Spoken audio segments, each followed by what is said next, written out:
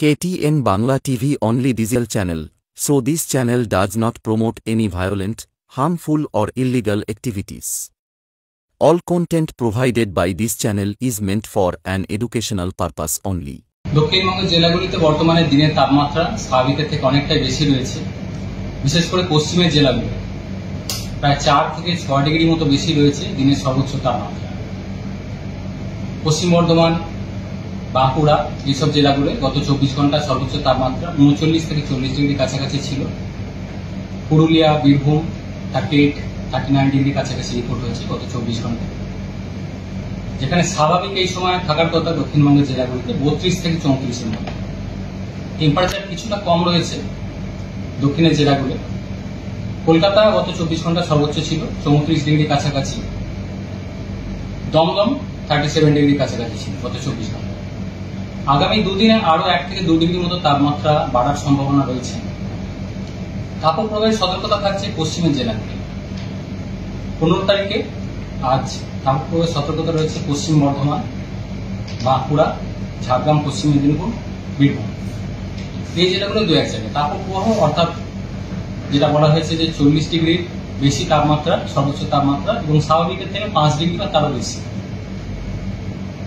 16-17 তারিখে নাগাদও এটা কন্টিনিউ করবে তাপপ্রবাহ। সেই সাথে 16-17 তারিখে দক্ষিণবঙ্গের অন্যান্য যে জেলাগুলো রয়েছে সেগুলোতেও যথেষ্ট গরম অস্বস্তিকর ওয়েদার কন্টিনিউ করবে। বেশিরভাগ জায়গাতেই তাপমাত্রা 37 ডিগ্রি বা তার থেকে বেশি থাকবে।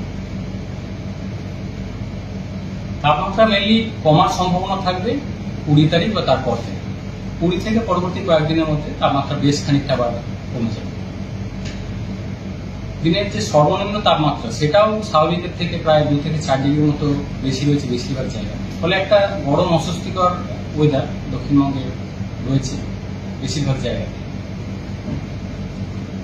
20 থেকে 21 এর মধ্যে তাপমাত্রা যেটা কমার কথা বলা হলো, মেনলি বিক্ষিপ্তভাবে বজ্রবিদ্যুৎ সহ বৃষ্টিপাতের সম্ভাবনা থাকছে দক্ষিণবঙ্গের জেলায়। ফলে তাপমাত্রা 20-21 তারিখ বা পরবর্তী কয়েকদিনে বেশ খানিকটা কমে যাবে। উত্তরবঙ্গের জন্য তাপমাত্রা বেশিরভাগ জায়গাতেই স্বাভাবিকের কাছাকাছি রয়েছে, কিছুটা বেশি রয়েছে যেটা দক্ষিণবঙ্গের সংলগ্ন জেলাগুলো যেমন মালদা, দিনাজপুর এইসব জেলায়। উত্তরবঙ্গ তাপমাত্রা কিছুটা বাড়বে, তবে এতটা অস্বস্তিকর ওয়েদার সেরকম না। 2 থেকে 3 ডিগ্রি মতো তাপমাত্রা বাড়বে। তুলনামূলকভাবে বেশি থাকবে মালদা, দিনাজপুর এইসব জেলাগুলো 36-37 ডিগ্রি কাছাকাছি সর্বোচ্চ। বৃষ্টিপাতের সম্ভাবনা উত্তরবঙ্গের ক্ষেত্রে মেনলি উত্তরের একদম উত্তরের যে জেলা রয়েছে দার্জিলিং, কালিম্পং, আলিপুরদুয়ার এই জেলাগুলো 2-1 জায়গায় হালকা ধরনের বৃষ্টিপাতের সম্ভাবনা থাকছে আগামী 2 দিনের মধ্যে, 15 থেকে 16-র মধ্যে। অন্যান্য জেলাগুলো উত্তরবঙ্গে প্রধানত শুষ্ক ওয়েদার থাকবে। স্যার, বৃষ্টি নিয়ে একটু স্পেসিফিক বলেন যে কবে, কোথায়, কখন বৃষ্টি? হ্যাঁ, বৃষ্টিপাতের সম্ভাবনা দক্ষিণবঙ্গের ক্ষেত্রে যেটা বলা হলো 20 থেকে 21 তারিখের মধ্যে বিক্ষিপ্তভাবে বজ্রবিদ্যুৎ সহ বৃষ্টিপাতের সম্ভাবনা থাকবে দক্ষিণবঙ্গের জেলাগুলোতে। মেনলি 20 তারিখ নাগাদ বা 21 তারিখে যেটা বলা হয়েছে যে জলীয় বাষ্পের প্রবেশ যথেষ্ট বাড়ার সম্ভাবনা রয়েছে। বর্তমানে যেটা চলছে পশ্চিমের শুষ্ক হাওয়া বেশি রয়েছে, যে কারণে তাপমাত্রা অনেকটাই বেশি রয়েছে বা আরো একটু বাড়ার কথা বলা হচ্ছে।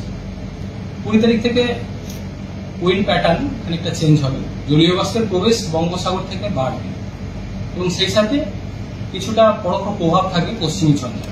ফলে বৃষ্টিপাতের সম্ভাবনা রয়েছে দক্ষিণবঙ্গের জেলাগুলিতে বিক্ষিপ্ত।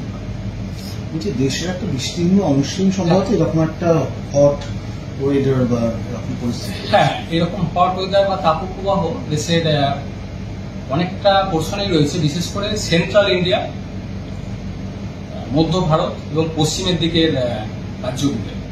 রাজস্থান কিছুদিন ছিল, রাজস্থান কিছুটা কমেছে। বর্তমানে গুজরাট, মহারাষ্ট্র, মধ্যপ্রদেশ, ছত্তিশগড়, আমাদের সংলগ্ন যে উড়িষ্যা রয়েছে, ছত্তিশগড়, ঝাড়খণ্ড এইসব জায়গাগুলোতে টেম্পারেচার অনেক জায়গাতে 40-এর বেশি উঠেছে এবং আগামী কয়েকদিনও সেটা কন্টিনিউ করবে।